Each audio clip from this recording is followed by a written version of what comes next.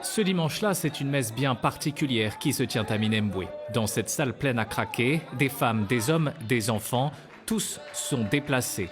Ils sont pour la plupart Banyamulenge, des Tutsis congolais, et ont été chassés de leur village par d'autres communautés.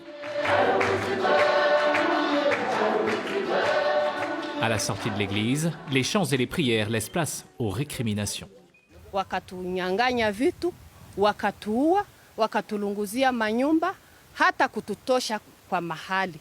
Kwa leo tunakuwa watu wa refugee wa Minembwe. Kuna watu wengi hawajua hata na ile nchi ya Rwanda wenye kwa nasema sasa tuende kwetu Rwanda.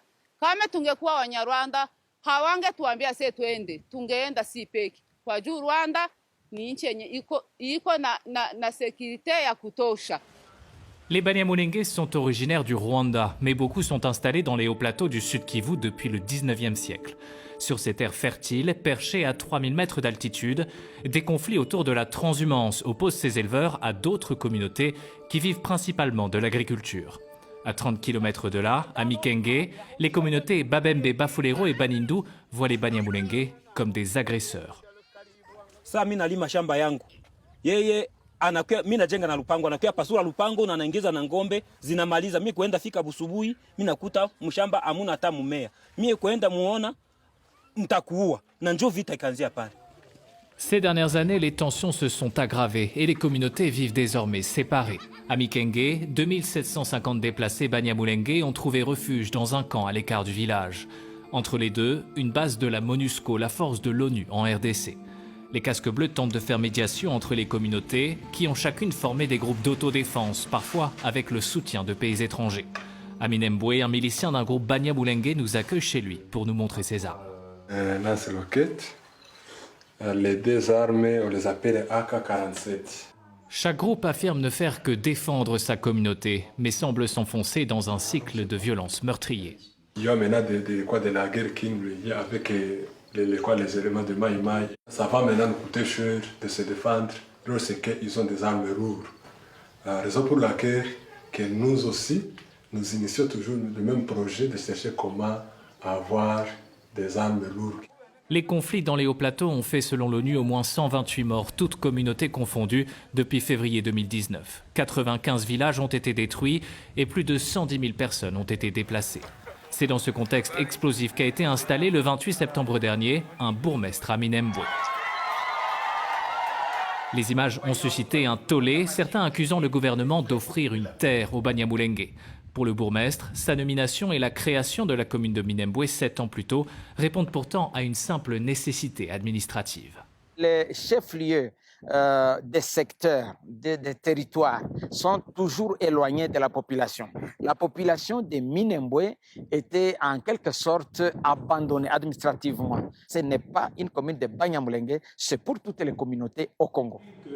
À Bukavu, capitale du Sud Kivu, les leaders communautaires s'interrogent sur l'opportunité d'une telle installation. Est-ce que nous allons croiser les bras pendant qu'il y a encore un élément nouveau qui vient d'envenimer la situation au niveau des hauts plateaux? Si tous reconnaissent l'existence de tensions anciennes entre communautés, beaucoup dénoncent une instrumentalisation politique de la situation. C'est vrai, il y avait des conflits communautaires et les gens, nous les Barzans intercommunautaires, on allait là-bas et on réglait les choses. Avec l'installation de ces animateurs, ça a poussé certaines personnes, certains politiciens à profiter de cette situation pour commencer à distiller les messages de haine. Le statut des Banyamulenge est devenu au cours des dernières années l'une des principales pierres d'achoppement de la politique congolaise. Après avoir été déchus de leur nationalité dans les années 80, beaucoup de jeunes Banyamulenge se sont tournés vers le Rwanda dans les années 90, rejoignant le FPR de Paul Kagame, puis les rébellions de l'AFDL et du RCD, accusés de crimes de guerre dans l'est de la RDC. Leur participation à ces groupes armés leur est aujourd'hui reprochée. À Kinshasa, certains cadres politiques les accusent d'œuvrer à la balkanisation du pays et voient dans l'installation de la commune de Minembwe une menace pour la nation.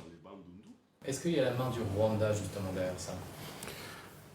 Je ne sais pas vous le dire. Il y a une présomption en tant que Congolais, laissez-moi vous dire que je pense que oui.